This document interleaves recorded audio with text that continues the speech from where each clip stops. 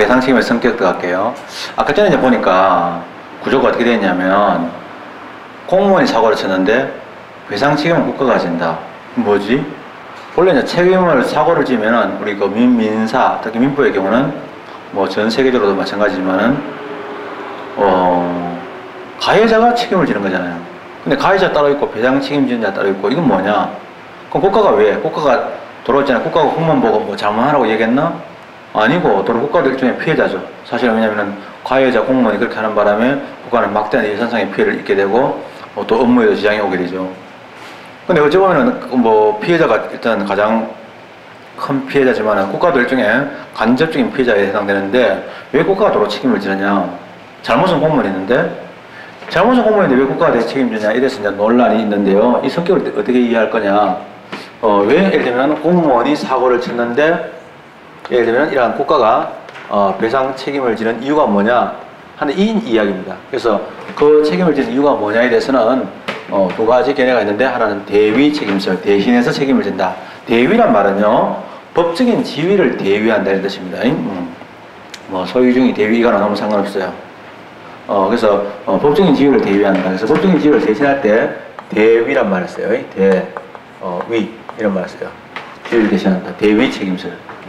사실은 이제 가해자인 공무원의 지위를 대위해가지고 책임을 진다 이런데요. 그럼 이 대위 책임설의 경우는 어떻게 되냐면 이런 내용이에요.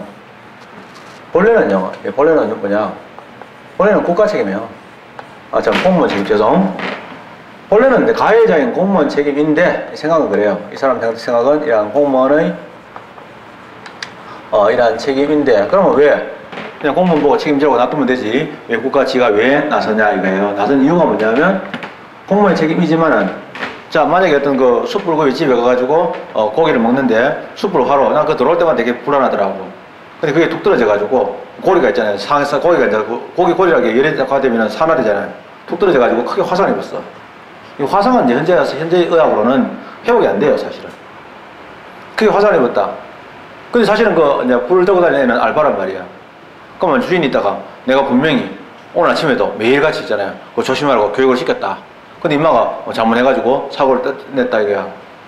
그래서 이제 주인은 모른 척하고 있다. 식당 측은 모른 척하고 있고 있으면 손님이 괘씸한 생각이 들죠. 알바하고 같이 얘기해라. 알바하고 얘기해라. 배상은. 이렇게 얘기하면 괘씸하니까 정말로 좀 제대로 된 식당이라면 식당 측에서 나와가지고 저희들 죄송합니다. 뭐 내부적으로 자기들 어떻게 되든 간에 뭐 알바를 시켰든지 직원이든 간에 상관없이 죄송합니다. 그래서 배상해주고 나서 저끼리 알아보는 게 안 맞겠나. 왜? 손님 입장에서는 손님은 구제받을 때 그 뭐 알바 이름이 뭔지 뭐 알바가 왜 들어왔는지 그걸 알 필요 없는 거고 내가 이 식당에 와서 밥 먹다가 했으니까 식당에서 책임져라 하기 더 좋잖아요. 그래서 어디까지나 국민에 대해서 배상을 받을 때 이러한 배상의 편의, 이러한 편의를 위해서 이러한 국가가 대신이죠. 이러한 대신 대위하여 책임을 지는 것이다 라고 하는 거예요. 그래서 이 생각이 제일 중요한 게 뭐냐면 원래는 이거는 국가 책임이 아니다라는 말이 숨어 있는 거예요. 그러나 자기 책임서는 뭐냐면 공무원이라는 것은요, 국가라는 것은 뭐냐? 하나의 행정 조직으로 있고, 그런 행정 조직은요, 공무원으로 구성되어 있습니다. 따라서 공무원은 국가의 일부란 거죠. 그래서, 잘 알겠지만은 공무원이라는 가의 공무원은요, 공무원은 국가를 구성하는, 이러한 국가를 구성하는 행정 조직의 일부입니다. 행정 조직의 일부이기 때문에 이거는 당연히잖아요. 국가가 책임을 져야 된다. 즉 그거는 공무원 행위는 곧바로 국가 행위다. 이런 의미예요. 이제 대위 책임설의 경우는 대체로 이제 이거는 뭐냐면 우리 이런 행정법에서의 통설입니다. 행정법의 경우는 애들이 그냥 통설이 되는 셈이고요. 그 다음에 대체로 자기 책임설은 결국 뭐냐면 이런 헌법에서 이제 나오는 이론들입니다. 헌법에서 뭐 다수를 해야 되냐 이렇게 되는 이론들인데요. 이렇게 이론이 나누어져 있어요. 대위 책임설과 이제 자기 책임 나누어져 있는데 이렇게 가게 됐을 때 이제 어떤 것하고 결부가 되냐면 늘 그런 건 아닌데 결부가 되는 건 뭐냐면 대위 책임설 하게 되면요 뭐 원래 제 책임 아닌데 제가 대신 책임지겠습니다 했을 때는요 상대방이 피해자가 있잖아요. 그 사람 뭐 큰 소리 못 치잖아요. 뭐 좀 좋게 좀 마음이 우울해지겠죠. 그냥 가해자 보고는요 이제 뭐 네가 책임 다져 이러기 때문에 절대로 그런 거 아닙니다. 절대로 그런 거 아닌데, 이런 배상되는 범위, 이런 배상의 범위가요, 범위인데, 정확하게는요, 배상의 범위는요, 원래는, 엄격하게는, 정확하게는요, 그거는 그 나라의 법 정책적인 문제입니다. 그 나라의 입법 정책적, 이런 배상의 범위를 정하는 것은 이런 이론이 아니고, 뭐, 대위 책임선이냐, 자기 책임선이냐에 따라서 배상의 범위가 정해지는 게 아니라, 그 나라가, 예를 들면 배상의 범위를, 법을 규정을 어떻게 해놓느냐에 따라서, 어떻게 정하느냐의 문제죠. 그래서 입법 정책적인 문제이긴 하지만, 그건 이제 경향입니다. 배상의 책임의 범위가 경향이 뭐냐면, 대위 책임, 내가 대신 책임지게 할 때는요, 뭐, 죄송한데, 지나가다가 얘가 잘못했는 것 같은데, 제가 대신 책임질 때는요, 세게 못 부르죠. 이게 이건 대체로 뭐냐, 좀 적습니다. 그래서 이 범위가, 좁아지고요. 이건 뭐냐면, 좀 더 이게 넓어집니다. 왜냐면, 네가 책임 다 져. 이렇게 나눠지겠죠. 가해자를 직접 보면 열받으니까.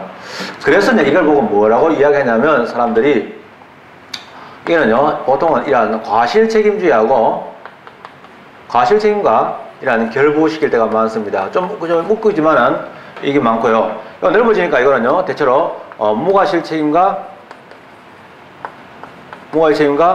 결부시키는 경향이에요, 경향. 그냥 그런 경향이 있다. 예를 들면 한 나라의 제도가 있는데 그 나라는 국가배상제도를 어떻게 운영하고 있느냐, 이런 걸 이야기할 때 넓게 운영하냐, 좁게 운영하냐, 이런 얘기할 때, 그럼 독일의 경우는 어떻게 하느냐, 이런 얘기할 때, 독일의 경우도 뭐 조문이 다 있잖아요. 조문이 있을 때 그 조문 내용이 다 다르겠죠. 우리나라하고 똑같지는 않겠죠. 그럼 그 세세한 내용을 다 이야기할 수 없으니까, 대체로 걔들은 넓게 인정한다, 또는 좁게 인정한다, 이렇게 말할 때, 만약에 과실 책임주의를 취하고 있다라고 하는 말은 뭐냐? 대위 책임서라는 뜻입니다. 이런 얘기를 한다는 거죠. 그러나 이게 일치되는 말은 아니에요. 일치되는 말이고, 원래 이제 배상의 범위는 그 나라의 세세한 깨알 같은 법 조항에 의해서 결정되어지는 거지, 이런 이론에 따라서 결정되는 건 아니에요. 그러면 이제 이렇게 이야기하더라. 이렇게 이야기가 되고요. 그 다음에 나온 얘기가 뭐냐면, 그런데, 그러면 이제 제일 차이가 뭐냐면 이거예요. 그러면 이제 뭐 상대방에 대해서 구상권을 행사하냐, 구상권이라는 행사하냐, 이런 것들죠. 구상권. 이런 구상권인데, 같은 말이 뭐냐? 변상 책임이에요. 자, 국가가 일단은요, 고문을 했으니까 국가가 일단 미안합니다 해가지고 건인숙 씨한테 3,100만 원을 지급했어요. 근데 사실 안 나가야 될 돈이죠. 임마가 사고 안 쳤으면 안 나가야 될 돈인데 국가가 나왔으니까 그만 딱 째려보면서, 그 고문 경찰하고 못 째려보면서 네가 내놔라. 이게 구상이에요. 그러면 국가가 가해 공무원에게 받는 권리잖아요. 그래서 그런 의미에서는 구상권이라고 표현하고, 거꾸로 가해자인 공무원이 국가에서 책임을 질 때 그걸 뭐냐? 변상 책임이라고 표현하는 거예요. 우리가 보통은 뭐 진행하다 나면 글을 깼다 그러면 변상이라는 말을 쓰는데, 그거는 사실은 배상이고, 정확하게는 이런 변상이라는 말을 쓰죠. 그래서 변상 책임을 진다, 이거예요. 구상권에서 한다. 그럼 구상권을 인정하느냐, 이거야, 구상권을. 자, 가해 공무원에게 구상권 인정할 때 인정해요. 이것도 인정하고 이것도 인정해요. 그게 이제 이거는 인정이 되면 이해가 돼. 이거 인정이 되는데 이건 이해가 안 되네. 왜? 자기 책임이라며. 자기가 했는데 자기가 왜 또 배상 구상을 해? 이거 말이 안 되거든요. 그래서 이거는 이해가 되는데, 이건 째려보면서 도대체 변상 책임 인정하는 근거가 뭐냐 하니까, 너는 왜 인정하는데? 근데 이게 좀 사실 이론적으로 보면, 실제로 실무에서 보면은, 자, 가해 공무원에게 부상 책임을 인정 안 해요? 해야 될 거 아닙니까? 그게 이제 자기 책임서 인정해야 된다는 이 당위에 대해서는 공감한단 말이야. 그렇게 인정하는데, 문제는 좀 앞뒤가 좀 안 맞아. 약간 버벅거리는 거야. 그래서 사실은 이러한 설명이 있잖아요. 이러한 설명이 조금 뭐냐면은 난해합니다. 그게 이제 뭐냐면 어려워요. 어려워가지고 뭐냐면, 너는 왜 인정하지 않을까? 너는 뭐 같은 놈이라며, 국가가 공무원이라며, 공무원이 곧 국가의 일부라며, 그러니까 자기 책임인데 왜 배상 책임을 지니? 이렇게 물어보니까 하는 얘기가 뭐냐면 이런 얘기를 해요.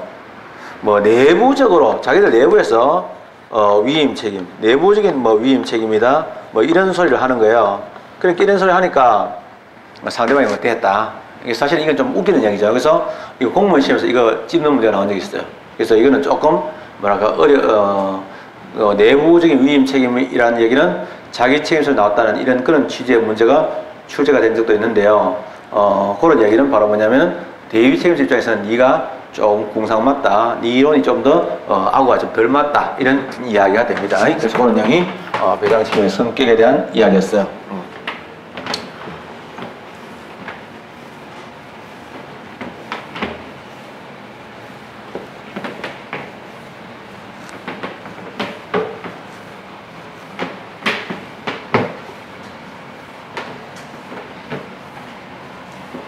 어떤 이야기를 할 때 물론 그 이야기를 하면 한 번에 다 하면 제일 좋지만은 이해를 하는 부분도 좀 있으니까 일부는 약간 남겨놨다가 다시 또 책을 보면서 쭉 진행 나가면서 말씀을 드릴게요.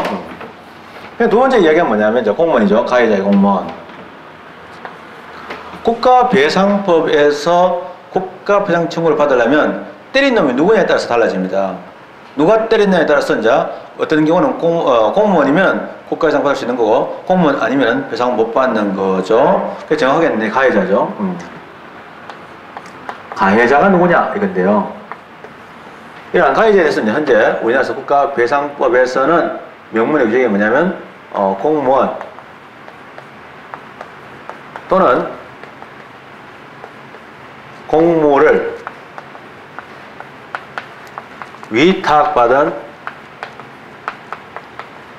사인이라는 거죠. 우리가 보통 공무를 위탁받은 사인을 줄여서 공무 수탁사인, 그죠? 그래서 공무를 위탁받았으니까 이러한 공무 수탁사인이라고 하는 거죠. 그래서 공무원 또는 공무를 위탁받은 사인이라는 거죠. 그런데 이제 이때 공무원의 범위인데 줄여서 공무원 등이라고 표현하는데요. 네, 예를 들면 이거 인것 아닌 것 이런 범위인데요. 인것과 그 다음에 아닌 것 나오는데요. 가해자의 경우에는 공무원 또는 공무를 위탁받은 사이인데 아닌 것 이게 상당히 중요한데요. 특히 이제 판례에서 아니라고 하는 것들 아주 중요하죠. 이거 좀 이따 정리를 할까요? 근데 인것 들어갑니다. 근데 중요한 거는 뭐냐? 공무원이면은 또는 공무를 위탁받은 사인에 해당하면은 국가배상이 인정되어지고 그게 아니면 국가배상 인정 안 되죠. 결과적으로 공무원 또는 공무를 위탁받은 사인 즉 가해자이냐 아니냐에 따라서 국가배상의 범위가 달라지게 되는데 국가배상이 대체로 민사배상에 비해서는 유리하거든요. 그러니까 이제 공무원 이 범위입니다. 그래서 공무원의 범위 공무원 합쳐서 공무원 등이라고 표현하겠습니다. 이러한 공무원 또는 공무를 위탁받은 사인인데 이러한 공무원 등의 이러한 범위인데 이 범위는 가급적이면 해석을 통해서 넓게 해석하면 좋잖아요. 공무원은 여러 종류가 있거든요. 통관장도 공무원일 수가 있고 또 우리가 이제 그런 공무원은 안 취급 안 할 수도 있잖아요. 이런데 그러면 우리가 보통 알고 있는 여러분들 같은 일반직 공무원들 같은 경우 다릅니다. 그럼 이런 공무원 등의 범위인데 이러한 공무원 등의 범위에 대해서는 해석하기 나름인데 해석할 때 그 범위를 넓게 해석하는 걸 최광이라고 그래요. 좁게 해석하는 것은 뭐냐면 협의라고 얘기하는데 또는 또 광의도 있고 최광의도 있고 있는데 공무원의 범위는 현재 뭐가 다수라고 판례가 다르면 뭐 따로따로 또 학설을 소개하겠지만은 다수하고 판례를 다르게 구분할 필요가 없습니다. 왜냐하면 같이 해석하니까 그건 뭐냐 최광의설이에요. 제일 넓게 봅니다. 이 최광의설 아주 넓습니다. 이 범위가 아주 넓어요. 그래서 이 공무원 등인데 이 최광의설이 이제 내용입니다. 그럼 최광의설이 할 때 이제 뭐냐면 뭐 공무원 등의 범위는 굉장히 넓은데 그러면 최강의설 때는 아닌 게 더 중요하죠. 대체 그러면 최강이 아닌 것. 우리 판례에서 이제 공무원을 보지 않은 사례가 있는데, 중요한 사례가 있죠. 둘 다 서울시 사례인데요. 하나는 뭐냐면, 이제 소방공무원들 같은 경우, 소방공무원들은 이제 사실은 평상시에는 숫자가 어느 정도 되지만은, 있어야 되지만은, 그러나 사실은 평소에는 불도 별로 잘 안 나잖아요. 그러면 정부가 이제 예를 들면 형편이 좋으면 소방공무원을 많이 이제 뽑아놓겠지만은 그렇지 않을 때는 좀 이야기가 달라지거든요. 그래서 옛날에는요 면 단위에는 소방공무원 숫자를 몇 명 안 돼요. 한두 명 갖다 놨던데 불났을 때 두 명이 불 끌 수 없죠. 그래서 동네에서 자원봉사자죠. 따지면은 자원봉사자인데 어느 정도 훈련이 돼야 되니까 의용수방대원이 있어요. 그래서 이 사람들이 이제 평상시에는 생활비 종사하다가 즉 짜장면 배달하거나 또는 세탁 같은 거 하다가 사이렌 앵 울려가지고 비상벨이 울리면 쫓아가가지고 이제 옷 갈아입고 사실은 뭐냐면 불 끄고 그러다가 이제 다시 돌아와가지고 불 다 끄고 나면 돌아와가지고 짜장면 팅팅 불었는 거 다시 배달하고 이렇게 되는 거거든요. 이게 바로 뭐냐 있는데 그게 바로 의용수방대원이에요. 의용이라는 말은 의용군 할 때 그겁니다. 의롭고 용감한 뜻인데 원래는 일정한 계급이나 또는 군번이 없이 사실은요 종사하는 사람들이죠. 그래서 의용군 이런 말을 쓰는데 의용수방대원이 있습니다. 지금도 의용수방대원이 있습니다. 상당한 돈을 지급해요. 의용수방대원. 이 의용수방대원들이 이제 차로 몰다가 사고를 쳤는데 국가가 배상해 줄 필요가 없다. 여기는요 민사로 배상해라 하는 그런 판례가 나온 적이 있고요. 또 하나가 뭐냐면 의용수방대원이 있고 이제 지금은 이제 우리가 잘 알다시피 버스는 현재 지금 준공영제로 운영되고 있는데 원래는 공영입니다. 왜냐하면 국민이 있잖아 필요한 어떤 일정한 교통수단을 제공해 주는 것은, 그거는 뭐냐면, 복리행정의 한 종류에 들어갑니다. 저 공기업 행정에 들어가기 때문에 당연히 해야 되는 거예요. 그래서 지금도 저쪽에 가면요, 경상북도 안동 같은 데 가면 산길이 있습니다. 산길에. 버스 하나가요, 거의 바퀴가 빠질 정도로 이렇게 산길 꼬불랑꼬불한 길을요, 그 동네마다 다 돌아다닙니다. 돌아 안 되죠, 당연히. 보면 텅텅 비어 있습니다, 차는.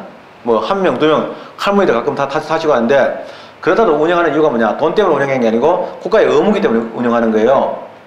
그래서 옛날에는요, 다 뭐냐? 버스는 시형이에요. 그래서 이러한 시형버스인데, 이러한 시형버스를 서울시가 운영한 적이 있는데요, 이러한 시형버스 운전수가 사고를 냈더요, 있을 때 뭐냐? 민사회라 해가지고, 이거는요, 국가배상법상의 가해자인, 즉, 국가배상법 제2조의 본문에 있는, 배상, 책임자로서의 배상을 가해자로서의 공무원은 해당하지 않는다, 나옵니다.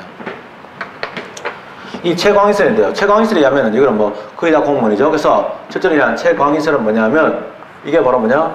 국가 중요합니다. 배상 법상의 공무원일 것을 요합니다. 그러나 이거는요, 국가공무원법이 있거든요. 우리나라 국가공무원법에 보면 뭐 일반직 이런 공무원인데 이러한 국가배상법상의 공무원일 것은 요하지 않습니다. 즉 국가배상법의 공무원에 보면 좁습니다. 당연히 포함되는 거고 그 범위가 요하느냐 할 때 국가배상법상의 공무원일 것을 요하느냐 할 때 요하지 않는다 이 말이에요. 그러나 이제 국가배상법상 공무원은 돼야 됩니다. 범위가 넓어요. 그래서 최강에서 했는데 아주 넓습니다.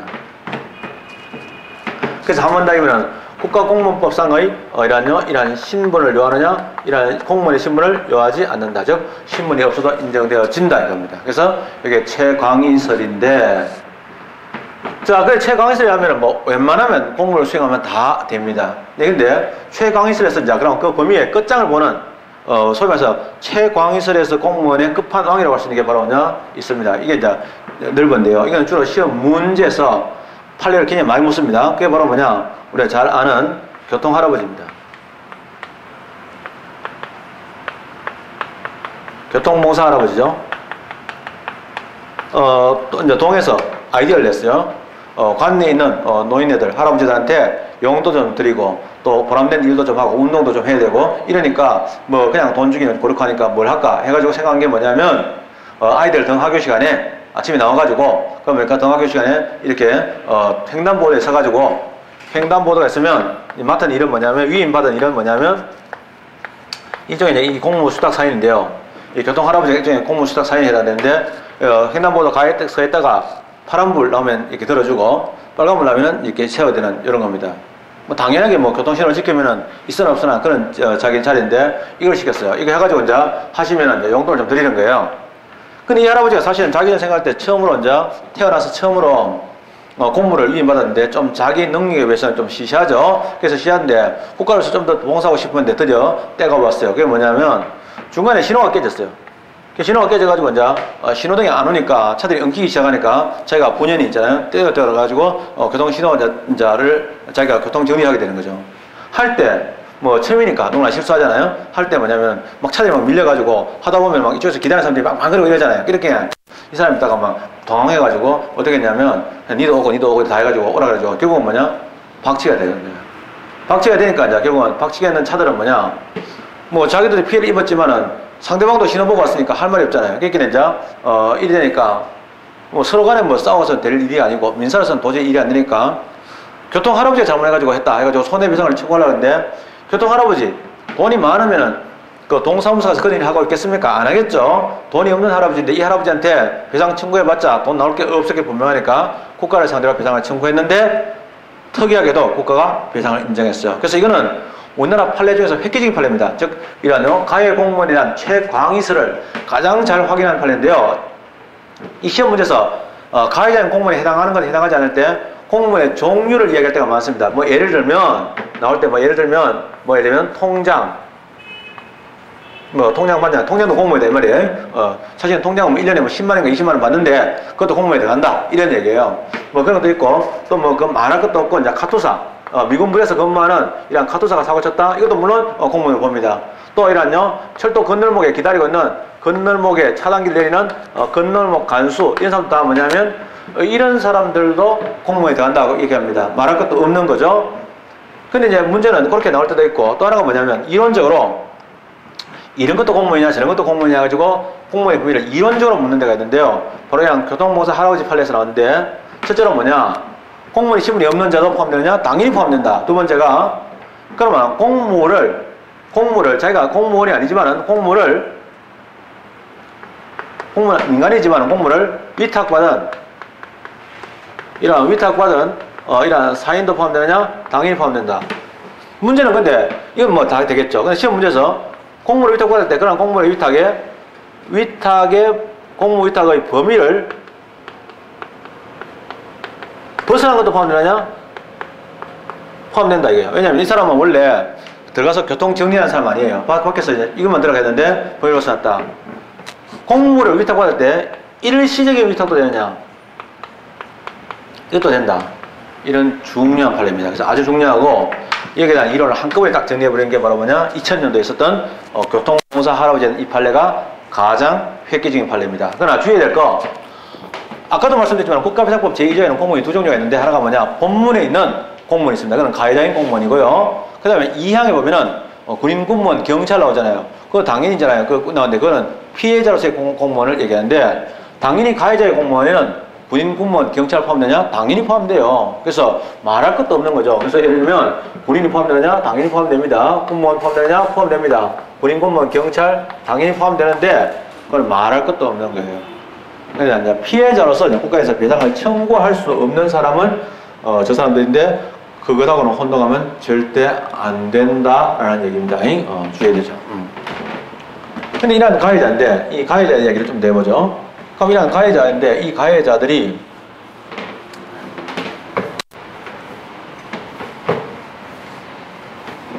가해자가 국민이 있잖아요. 만약에 이 가해자 보고 배상을 청구할 수 있느냐 이런 문제가 있습니다.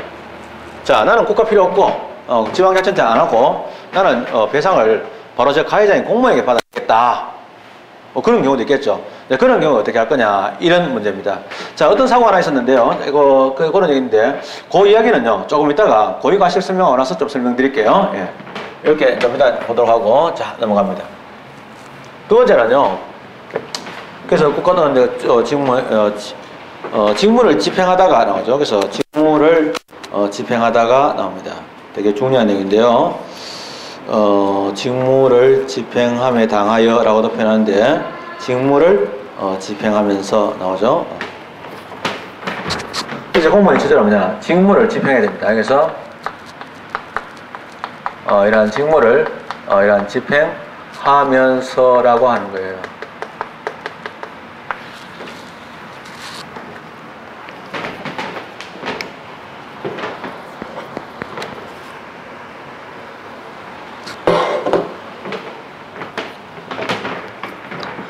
직무를 집행하면서인데 우리가 이제 과거에는 이 표현은요, 이제 과거 표현은 뭐라고 하냐면 이러한 직무의 직무 집행을 당하여라고도 표현합니다.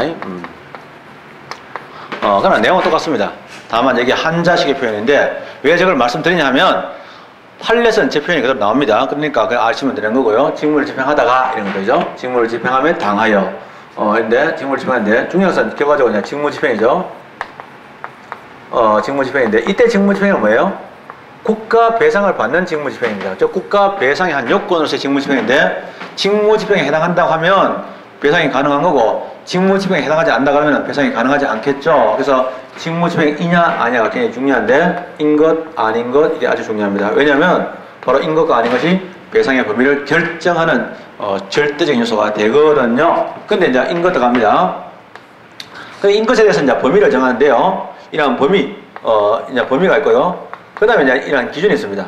기준 이 두 가지가 학생이 나오는데 직무 집행을 볼 거냐 안 볼 거냐 이것들이죠. 자, 잘 알겠지만은 이 마초 정권 잘 알다시피 그런 정권들 있죠. 전두환, 박정희 이런 정권들에서는 자, 서울대학교 여학생이 있습니다. 서울대학교 옛날에 이제 70년대에 서울대학교 가정과, 이건 주로 집안이 좋고, 애들이 이제 괜찮은 애들인데, 시집 가는 거, 뭐 현모양처. 요새 현모양처면 우액 이러지만은, 사실은 뭐 그렇잖아요. 현모양처, 이런 걸 생각하는 사람들이 이제 서울대 가정과를 갔어요.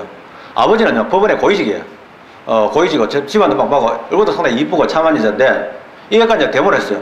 잡혀가지고 이제 저기 부천 경찰서 갔는데 부천 경찰서 문기동이라는 순경이 밤에 끄집어내가지고 강간한 사건입니다. 뭐 성폭력, 성폭행 있다 이 소리 하는데 문제는 강간은 명확하게 강간이고요. 추행은 추행으로 명확하게 얘기해야 됩니다. 더러운 걸요 용어로 가린다고 해서 될 게 아니라고 저는 생각하고 있습니다. 있는데 그렇게 한 사건인데 결과적으로 나중에 이제 이 여자가 굉장히 훌륭한 사람이에요. 제가 만약에 그런 일을 당했어도 제가 과연 용기를 냈었을까 이런 생각을 하는데요. 용기를 내가지고 결국은 내가 폭로를 합니다.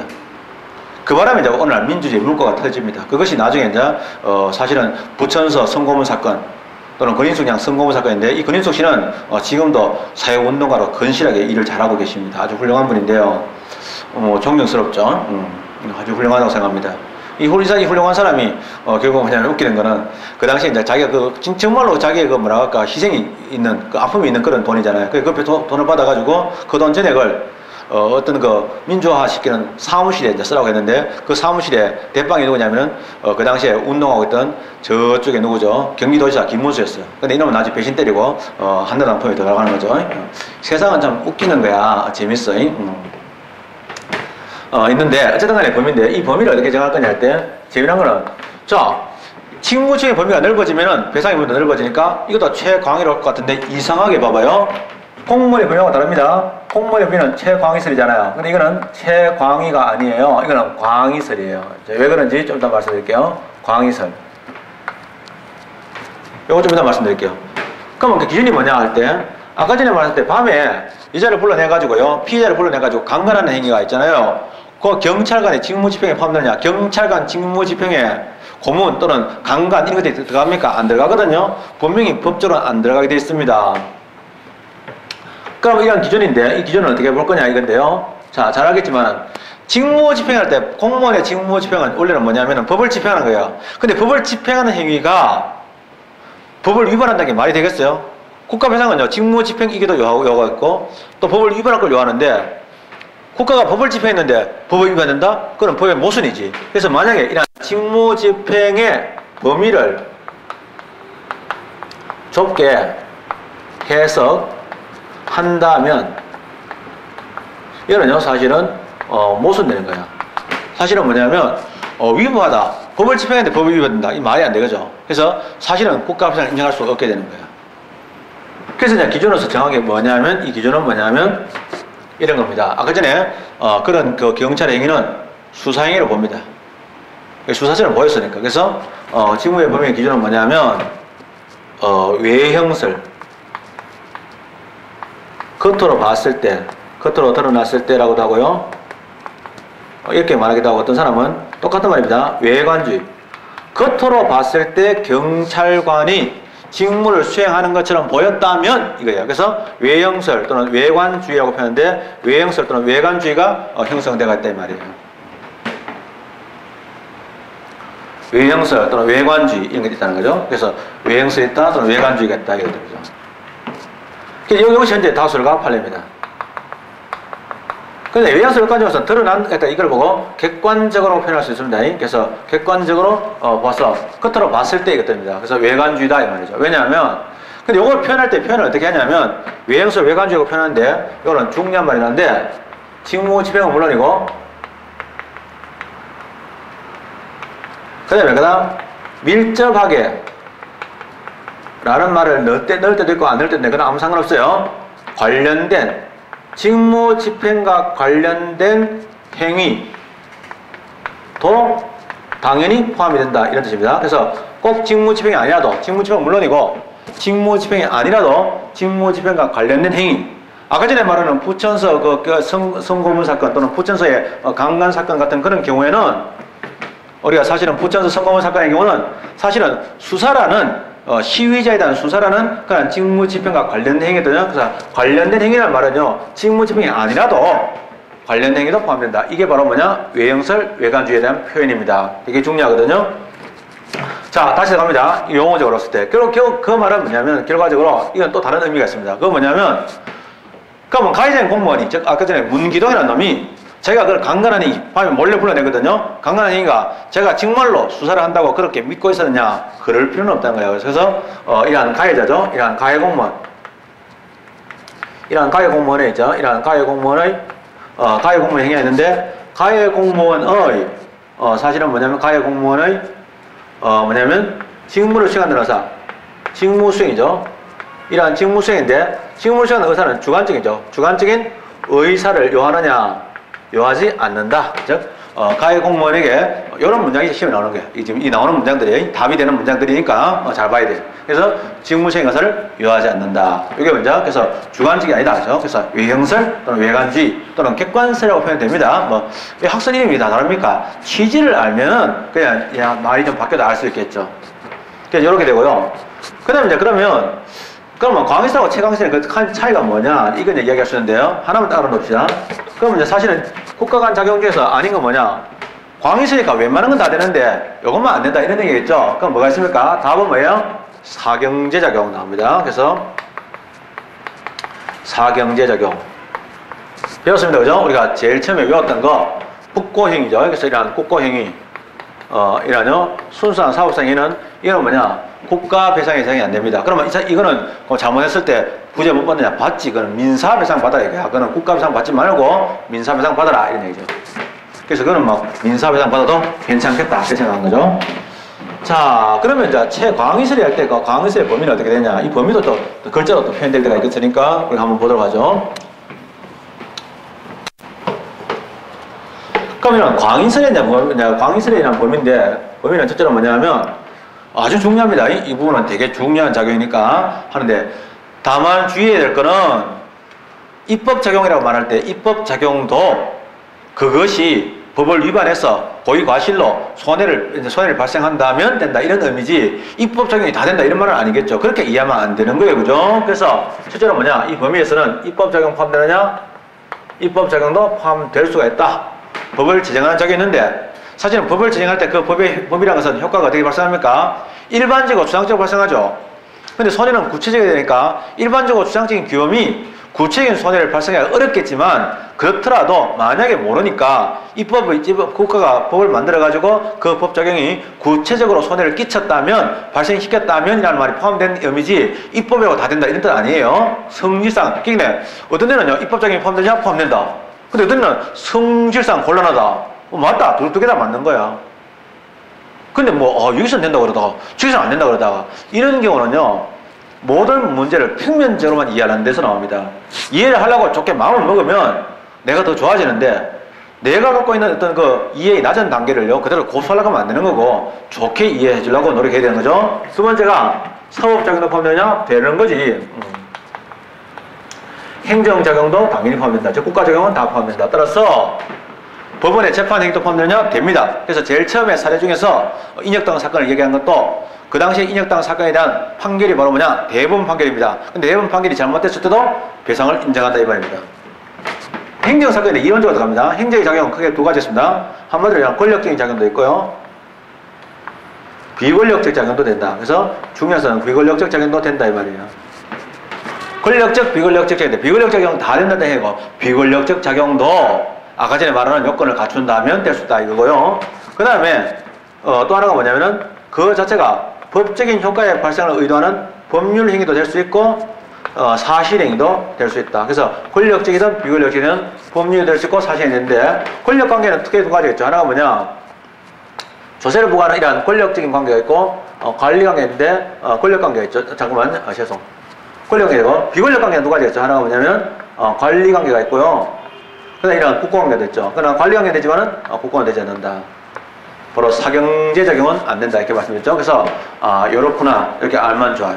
그래서 권력적인 작용, 비효율적 작용 가리지 않는다. 이 말은 관리작용, 즉 공법상 계약으로 인해서 발생한 손해도 가능할 수도 있다 이런 얘기도 있는데 이론적으로 그럴 거고요. 현실에서는 안 그렇습니다. 그러나 그렇고요. 법률행위, 사실행위 나옵니다. 이것도 알아두면 좋겠고요. 그 다음에 두 번째가 뭐냐? 입법작용 포함되느냐? 되게 중요합니다. 자, 이러한 입법작용은요, 법을 만드는 작용인데, 입법이라는 것은요, 크게 두 가지가 있습니다. 안 만들어야 될 법을, 즉, 그 위헌적인 법을 만들어서 문제 생기는 수도 있고, 법을 만들어줘야 되는데, 안 만들어줘가지고 국민에게 피해가 발생할 수도 있겠죠. 그래서 크게 두 가지입니다. 하나는 뭐냐면, 안 만들어야 될 법을 만드는 걸, 그러니까, 이러한 입법, 자규죠. 이러한 입법 자규가 있고, 또 하나는 만들어야 될 법을 안 만들었을 때 입법 부작위가 있습니다. 그런데 입법 부작이 있는데 문제는 뭐냐면 입법 부작이 있는데 입법작이나 입법 부작이 다 포함될 수 있습니다. 이론적으로 그렇습니다. 다 됩니다. 뭐 만약에 안 받았든 말은 그렇게 하는데 문제는요 사실은 이제 입법작입니다. 그러면 이 법을 만들었다. 그럼 법을 만들었을 때 그러면 현실적인 구제 가능성, 즉 이러한 현실적으로 구제의 가능성이 있느냐 이때죠. 구제 가능성인데 아까 전에 잘 알다시피 현실적으로 구제가 가능하려면 즉 국가비상이 인정되려면 사실은 뭐냐면 구체적으로 손해가 발생해야 됩니다. 저렇게 되면 손해가 발생할 수도 있는데 이 가지고는 국가비상 청구 못해요. 현실적으로 구체적으로 손해가 발생해야 되거든요. 근데 잘 알다시피 입법작위는요 입법작위의 결과는 뭐냐 법을 제정한 거 아닙니까? 법을 제정해가지고 그 법의 효력이죠. 이런 법적인 효력이 발생하는데 이런 법적인 효력으로 있는데 입법의 효력인데 입법의 효력은 뭐냐 원칙적으로 일반적 추상적 효력이 발생해요. 즉 모든 국민에서 언제 어디서나 그렇게 적용될 수 있는 가능성이지 그 자체가 현실적으로 침해가 발생하는 게 아닙니다. 그러니까 이런 경우에는요 구체적인 손해가 발생이 안 되는 거예요. 구체적인 손해가 없으니까 배상 책임 인정하기가 어려운 거예요. 그래서 입법 적용은 현실적으로는 배상이 곤란하다, 국가배상이 곤란하다 하는 얘기가 그 얘기야. 된다 안 된다 이 얘기는 이론적으로는 돼, 주장적으로는 되는데 이게 가능하다 이 말이지. 근데 예외적으로는요. 자 만약에 예외도 있어. 예외적으로 뭐냐면은 구체적인 기본권 침해가 있을 수 있는 게 있거든요. 기억나시죠? 어떤 게 있습니까? 원래 법이라는 것은 어떤 처분이나 조치가 없이는 구체적 효력이 발생하지 않지만은 예외적으로 구체적 효력이 발생하는 것도 있죠. 뭐냐면 처분적 법령. 이러한 처분적인 법령의 경우는 가능할 수 있겠죠. 그래서 만약에 그것이 처분적 법령이랑 말은 다르게 말한다면 일정한 조치 없이도 직접이란 말이죠. 직접 이러한 또는요 이러한 바로 이런 말씀인데 바로 뭐냐면 권리를 침해했을 때는 원래 법령이 바로 국민의 권리를 침해하는 경우는 적지만 그러나 침해했을 때는 그럴 수도 있다 이런 얘기입니다. 그래서 가능할 수도 있다 이런 얘기죠. 두 번째가 입법 부작의 경우도 마찬가지입니다. 똑같다는 거죠.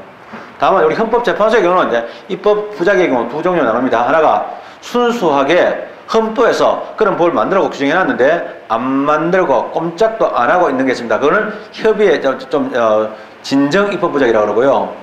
법을 만들긴 만드는데 음성에 만들어가지고 내가 분명히 법을 제대로 만들었으면 나에 대한 항목도 집어넣어가지고 나도 구제받을 수 있어야 되는데 내를 빼는 바람에 좀 어설프게 헛소리하게 만들어가지고 내가 손해를 봤다 이런 것도 있습니다. 그건 부진정 입법 부작이라고도 합니다. 그런 것도 있는데 진정 입법 부작이 또는 부진정 입법 부작이 다 나오는데 그래서 이런 진정 입법 부작위가 있고요.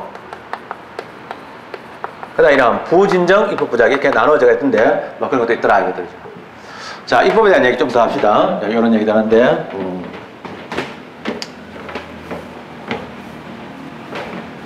입법 부작이 나왔으니까 이제 좀 마무리 좀 짓도록 하죠. 사실은 엄밀한 의미에서는 입법 부작위에 관한 지금 뭐냐면 배상의 범위를 지금 이야기하고 있는 그런 상황인데요. 직무집행에 가느냐 아니냐 이런 문제인데 자 다시 들어갑니다. 근데 그렇게 가지고 이제 입법 부작위 했을 때는 법을 만든 놈한테 이제 사실은 책임을 물어야 되는데 법을 만든 놈이 누구냐면 국회의원이에요. 그럼 국회의원을 상대로 가지고 배상 책임을 질 수 있느냐 한데 이거는 다시는 국회의원의 입법 작위 또는 입법 부작위에 대한 배상을 청구할 수 있느냐 이 말은 또 다른 측면에서 또 이야기를 해본다면 바로 그러한 법을 만든 또는 잘못 만든 위헌적인 법률을 만들어 가지고 국민에게 고통을 준 그 국회의원에게 배상 책임을 물을 수 있느냐 하는 이런 문제입니다. 그래서 이러한 국회의원입니다. 이러한 국회의원인데 이러한 국회의원에 대해서 이러한 배상 책임 네가 위헌 나중에 이제 국회의원이 법을 만들었어요. 만약에 그 법을 만들 때 헌법재판소가 위헌 결정이 났어. 위헌도 헌법이잖아. 법이니까. 헌법도 법이니까. 그럼 위헌 작용이 인정되어졌지. 내가 그것 때문에 우리 국민들이 고통받았다. 네가 배상 책임을 져라. 이런 게 가능하냐 이런 얘기인데 여기서 이제 국회의원이나 초점들은 국회의원의 배상 책임에 관한 얘기인데요. 좀 더 깊이 들어간 겁니다. 국회의원의 배상 책임을 인정할 수 있느냐 이런 건데요. 이제 물론 국회의원의 입법 작용에 대해서 이게 지금 이야기하고 있는 거 다 알겠죠? 이런 입법 작용에 대해서 배상 책임을 물을 수 있느냐 하는 건데요. 첫째는 원칙적으로 뭐냐? 안 된다 이거야. 왜냐하면 이제 우리가 아직은 안 배웠어요. 헌법 들어가면 배우게 되는데요. 국회의원은 이제 국민의 대의기관이잖아요. 대표를 하는데 그 대표의 성격이 뭐냐 이게 되게 중요해요. 그래서 이제 그건 주권이라고 연결되어 있는데 만약에 이런 거였어요. 자, 대구 경기가 굉장히 더러운데 자, 대구 경기가 전국에서 제일 더럽거든요. 광주보다 못합니다. 그렇게 더러운데 이제 대구에서 이제 계속 뽑아주는 아무 생각 없이 계속 뽑아주는 이항구 이런 애들이 올라가가지고 사실은 지방 경제를 죽이고 재벌 경제만 살리는 그런 정책을 만들었다. 그런 입법을 만들었을 때 그럼 이항구 그놈을 보고 뭐 어떻게 할 수 있냐 이 말이야. 그놈이라고 하면 되죠. 그놈 취소. 어쨌든 이항구를 보고 있잖아요. 그렇게 할 수 있냐 이 말이죠. 그랬을 때 문제는요 할 수 없다는 거예요. 왜냐하면 국회의원은요 지역구를 대표하는 지역구의 의사만 대표하는 사람이냐 아니면 국민 전체의 대표냐 이게 가장 중요한데 현재 우리가 이론적으로는 우리는요 사실은 뭐냐면 이 대표의 성격이 어떤 거냐면 사실은 뭐냐면 국민 전체를 대표합니다. 국민 전체의 그래서 국민 전체를 대표합니다. 이러한 국민 전체의 대표자이기 때문에 대표자인데 이러니까 사실은 이러한 정치적인 대표의 성격이 있습니다. 그래서 지역 국민의 의사하고 다르게 행동할 수가 있습니다. 그래서 원래는 책임을 질 수 없다. 그래서 이 사람에게는 따로 지역구에서 이제 반았다가 주식이 다음에 떨어뜨려야지. 뭐 대구는 그런 게 없습니다만은 어쨌든 간에 떨어뜨려야지. 이렇게 되면 얘기가 달라지겠죠. 그건 되지만은 법적인 책임을 지지 않는다. 그래서 정치적인 대표이기 때문에 법적인 책임, 국가비상도 법적인 책임인데 법적인 책임은 지지 않는 거고요. 정치적 책임은 지게 된다. 이런 얘기입니다. 그러나 예외적으로 인정될 수 있단다. 예외인데 이 예외적으로 가능합니다. 가능한 것도 시험에서 많이 나오는데 예외적으로도 가능하다는 이 표현이 시험 지문에서 꼭 그 예외적이라는 그 의미를 내가 전체 문장의 흐름을 통해서 잘 읽어야 됩니다. 왜냐하면 그렇게 꼼꼼하게 잘 설명해 주지 않을 때가 많거든요. 나오는데 예외적으로 허용되느냐 할 때 예외적으로 허용될 때가 있습니다. 그게 언제냐면 사실은 뭐냐면 헌법에죠. 이런 헌법에 직접 위배되는 경우입니다. 위배되는 경우인데 이렇게 됩니다. 헌법에 직접 위배됐을 때는 안 된다.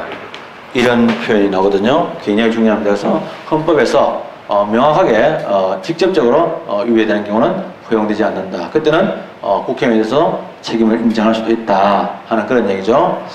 이건데 그런 이제 학업 시험에서는 뭐냐면 뭐라고 하냐면 인륜에 반하는 행위인데 제가 볼 때는 인륜은 이제 인륜이라는 말 쓰잖아요. 뭐 사람의 뭐 인륜 이런 말 쓰는데 인륜에 반한다는 말은 뭐 사실은 요즘 들어서 좋지 않은 일들이 너무 많이 일어나는데요. 그 중에 하나가 어떤 가족 간의 어떤 성폭행 이런 문제도 있는데 그런 게 인륜에 반하는 행위겠죠. 이제 그런 것들을 만약에 어떤 규정을 하거나 이랬을 때는 안 된다 이런 얘기인데 제가 볼 때는 저 인륜에 반한다는 저런 행위는요 표현할 때 아마 자연법에 위반되는 또는 초리에 위반되는 이렇게 해석해도 되지 않을까라고 생각합니다. 그렇게 되죠. 그 다음에 이제 그 다음에 이제 적용 중에서는요, 직무집행 되게 시험에서 많이 나옵니다. 아주 중요한 부분이고요. 판례가 세세하게 나올 때도 있으니까 봐주셔야 되는데, 그 다음에 이제 그런 내용이 있고, 그 다음에, 사법적용 포함되느냐 하겠더죠. 이러한 사법적용이 포함되냐 할 때, 사법적용은, 과거와 달라가 사법권은 이제 한 개의 국가기관에 맡긴 게 아니고, 두 개의 국가기관인, 즉 법원하고 헌법재판소로 나눠져 있습니다. 그래서 법원인데, 법원의 종류 세 가지가 있죠. 지방법원, 고등법원, 대법원인데, 그냥 줄여서 이제 각급 법원이라고 합니다. 그래서 이러한 각급 법원, 우리가 이제 현재 권리 구제에 대한 기능은 법원에 맡기고 있습니다. 지방법원, 고등법원, 대법원 같은 이러한 일반 사법부가 있고 또 하나가 뭐냐면 헌법 재판소가 있습니다. 헌법 재판소의 성격을 어떻게 볼 거냐? 나라마다 다릅니다. 나라마다 정치적 기관이다 또는 어떤 나라는 입법기관이다 이렇게 하는 나라도 있는데 우리나라에서 현재 정치적 사법기관이라고 봅니다. 그래서 다 같은 사법기관 맞는데 사법 적용도 방금 이야기할 때 이러한 국가비상 그 자체가 법을 위반해가지고 고의과실로 손해를 입혔을 때는 국가비상이 가능할 때 다 포함됩니다. 그래서 각급 법원도 다 포함됩니다. 따라서 한마디로 얘기하면 법원의 재판 적용 재판도 포함됩니다. 그 헌법재판소에 재판이 하는데 결정이죠. 이러한 결정도 결정이라고 표현하는데 똑같습니다. 포함이 될 수 있다. 그래서 사법적용인데 다만 주의될 거 그러면 재판이 포함되는데 됩니다. 그럼 우리가 대표적인 사례가 있는데 법원의 재판 행위할 때 아까 전에 대법원의 인혁당 사건이죠. 인혁당이라는 사건에서의 대법원의 판결 이거 다음이니까 그 당의 위법이 돼가지고 배상을 인정한 적이 있습니다. 그러나 주의될 거 그러면 이러한 재판 작용일 때 그러면 재판하는 경우는 1심에서 만약에 재판했는데 그 재판이 잘못됐다. 그러면 2심에서 빠꾸 되잖아요. 항소심이 깨졌다. 졌다. 또 대법원이 재판하다 보니까 하급심의 판결이 법리 해석에 오해가 있고 뭐 이렇게 되면 또 빠꾸시킵니다. 그러면 사실은 이제 1심이나 2심 부분이 잘못했다는 뜻이 되잖아요. 그럼 위반한 뜻이 되는데 그럼 무조건 배상 책임지느냐? 그건 아니에요. 그래서 이는 범위가 한정됩니다. 이때는 뭐냐면 범위가 무조건 재판이 법에 위반된다고 인정되는 것이 아니고 그건 뭐냐면 어디까지나 그거는요 법관이죠. 이러한 법관이 이런 오판 판결을 잘못내는 거죠. 오판의 이러한 고의가 명백할 때 명백하면 인정된다. 다시 말하자면 어떤 재판에서 법관이 실수해가지고 어떤 분을 놓치는 바람에 어떤 판결해야 될 내용을 놓쳐가지고 예를 들면 잘못된 판결을 했어. 그래서 대법원에서 그것이 깨져가지고 파기돼가지고 환송됐다. 그럼 1심이 잘못된 거죠. 기소됐냐? 그러면 1심 법관을 상대로 가지고 또는 1심 법원의 판결 때문에 판결을 이유로 해가지고 국가배상을 청구할 수 있냐? 안 된다는 뜻이라. 근데 법관이 있잖아요. 고의가 명백할 때만 가능하다라는 게 판례 입장입니다. 그래서 이거는 제가 줄이는 말이고요. 붙인 말을 나중에 보도록 하죠. 헌법재판소 당 인정이 됩니다. 그래서 헌법재판소에서는 헌법소원인데요. 헌법소원에서 이제 예를 들면 어떤 사람이 각하가 됐어요. 이게 뭐냐면 헌법소원의 경우는 헌법소원은 그러한 국가의 작용이 있었는 것을 안 날로부터 30일 이내에 헌법소원을 제기할 수 있는데 각하가 됐어요. 30일 됐다. 그래서 헌법소원을 이제 각하됐는데 그래서 그게 뭐냐면 헌법소원할 때 이러한 기간의 계산 이러한 기간 계산을 예를 들면 기간 계산을 오류가 있는 거죠. 기간 계산에 오류가 있다. 명백한 오류가 있는 거죠. 여기에 대해서 있잖아요. 법원입니다. 이러한 법원이 이러한 배상을 인정해 줬어요. 그래서 헌법재판소가 내가 헌법소원 냈는데 분명히 30일 안에 했는데 계산 명백하게 잘못해가지고 헌법소원 자체를 안 받아줬다. 이렇게 되니까 법원에다가 그거 잘못됐지 해가지고 위자료까지 인정해 줬어요. 위자료도 인정해주고 법원에 신나가지고 왜 헌법재판소 잘못한 거 보면 법원은 그냥 신나요. 그래서 신나가지고 위자료도 주고 다 했습니다. 그래서 이렇게 헌법재판소 한 얘기는 변명이 뭐냐면 그거 어차피 우리한테 와도 이길 수 없는 사건이었다. 그러니까 법원에서는 됐고 이길 수 있고 그건 상관없고 이 사람이 헌법소원을 통해서 그런 다툴 수 있는 그런 기회 자체를 뺏었기 때문에 안 된다 하는 유명한 판례인데 지금 이야기하는 어떤 시에서 굉장히 많이 나오는 것들이니까 반드시 챙겨 두셔야 될 그런 부분들입니다. 자, 이런 내용들인데요. 자, 이런 내용 우리가 한번 살펴보도록 하겠습니다. 먼저 649페이지에 중요한 판례 몇 가지를 좀 보도록 하죠. 시에서 워낙 자주 나오는 판례인데 649페이지에 교통할아버지 판례 나오죠. 1번 국가배상법 소정의 공무원이라 하면 국가공무원법이나 지방공무원법에 의하여 공무원으로서의 신분을 가진 자에 국한하지 않고 널리 공무를 위탁받아 실질적으로 공무에 종사하고 있는 일체의 자를 가르치는 것으로서 공무의 위탁이 일시적이고 한정적인 상황에 활동한 것이어도 포함된다. 2번 권력적 작용뿐만 아니라 비권력적 작용도 포함되고 사경제 주체로 하는 활동만 제외된다. 딱딱 나오죠. 깔끔하죠. 그야말로 정리판이에요. 그 다음에 3번 직무를 집행함에 당하여라 하면 직접 공무원의 직무 집행 행위거나 그와 밀접한 관계 있는 행위를 포함하고 있다. 이것도 중요하죠. 또 하나가 행위 자체를 외관을 객관적으로 관찰하여 직무행위로 보여질 때는 비록 그것이 실질적으로는 직무집행에 속하지 않더라도 직무집행을 당하여 한 것으로 보아야 한다. 또 나오죠. 내용 중요하죠. 그 다음에 그 밑에 공무원이 아니란 판례 의용소방대원 나오죠. 그 다음에 그 밑에 시흥버스 운전수 나오죠. 넘어갑니다. 650페이지 오게 되면요. 그 다음 장 넘어가서 판례가 나오는데요. 법관의 재판행위의 직무성 인정에 대한 판례인데 무조건 안 하겠다는 얘기다. 아니고 무조건 해주겠다는 얘기도 아니죠. 1번 판례. 법관의 재판의 법령의 규정을 따르지 않은 잘못이 있다 하더라도 이로써, 즉 법원의 재판에 법령에 따르지 않은 잘못이란 말이 바로 법원의 재판 자체가 위반한 뜻입니다. 이로써 바로 그 재판상의 직무행위가 국가배상법 2조에서 말하는 위반 행위가 되어서 국가배상책임이 발생한 것이 아니다. 그럼 어찌 됐냐? 국가배상책임이 인정되려면 당해 법관이 위법 또는 부당한 목적을 가지고, 이걸 제가 이제 고의가 명백하다는 거죠.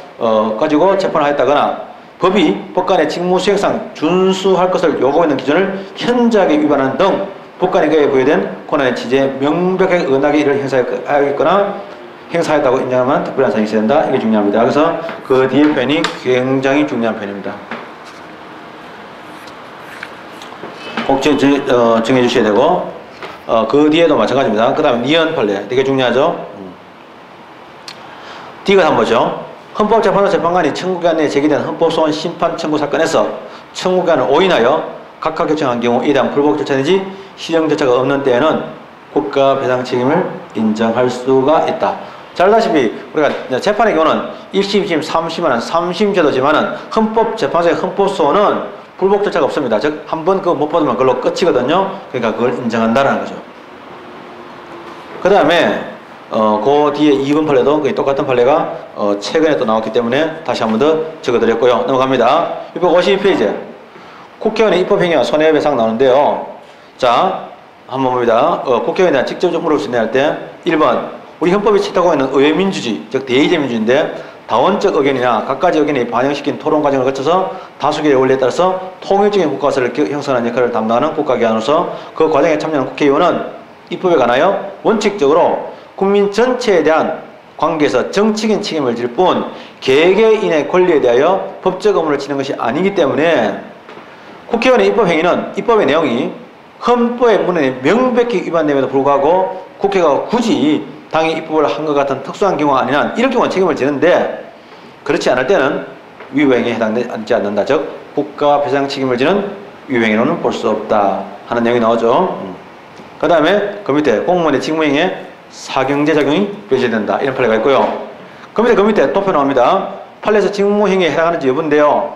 어떤 세부적이고 구체적인 내용에 들어가게 되면 이렇게 다 달라지는데요. 직무행위를 인정한 것, 영창, 공무원들이, 군인들이 좀 잘못을 저지르게 되면 일정한 시설에 수용돼가지고 고통을 받게 되는데요. 그걸 영창이라고 하는데, 이때 영창은요, 관리자가 있잖아요. 출입을 통제하는 겁니다. 근데 그 출입 통제가 잘못했다? 그게 이탈해가지고 나가가지고 총기 사고를 냈다? 그거는 직무행위로 보는 거예요. 그 다음에 교도소 안에서 이게 사형은 사형이 아닙니다. 린치를 얘기합니다. 린치를 가하는 것. 그 다음에 상관의 명예에 의한 이삿짐 운반. 비번 중에 있는 경찰관의 불신검문. 옷을 입고 자기가 정복을 입고 불신검문 해가지고 돈을 좀 챙기는 사건이고요. 수사 도중에 고문행위. 그 다음에 휴직 중에 공무원의 위생검열. 그 다음에 수사 중에 피의자의 소지품에 대한 불법 영덕. 직무 수행 중에 수뢰행위. 이런 것들, 훈계권 행사제, 군대에서 기합, 이런 것들은 그게 다합니다. 특히 학군단 수록 차량의 가지고 교수의 장례식에 참석한 것, 그거는 직무집행을 인정합니다. 그런데 또 나중에 또 다른 건 포함 안 되고 그렇습니다. 그래서 좀 예매하게 되어 있고요. 오른쪽에 직무위생을 부정한 것, 개인적 원한에 의한 총기사고, 물론 군인들입니다. 압류 중에 철도행위, 압류하러 들어가가지고 재산 압류하러 들어갔는데 주인 없으니까 물건 하나 삭삭하는 거죠. 휴가 중에 폭력, 그 다음에 퇴근 후에 음주 난동, 이런 것들은 전부 다 아니다. 쭉 다 봐주십시오. 그런 것들은 봐주십시오. 내용 다 봐주셔야 되고요. 그 다음에 공무원의 자기부자기, 입법자기나 부부자기는 마찬가지인데 다 포함되는데요. 특히 이제 그 중에서 보면은 654페이지 보면 감식실에서의 모욕 비하인데요. 이게 아주 중요한 사건에서 시험에서 많이 나오는데, 어떤 여학생이 있잖아요. 윤관을 당했어요. 그래서 성폭행을 당했는데, 문제는요, 경찰이잖아요. 애들 쭉 세워놓고 나서 한번 골라봐라. 이렇게 이제 걔를 들고 나와가지고 한 겁니다. 지금도 이 성폭력에 대해서는요, 이 경찰이라든지 또는 수사기관이 있잖아요.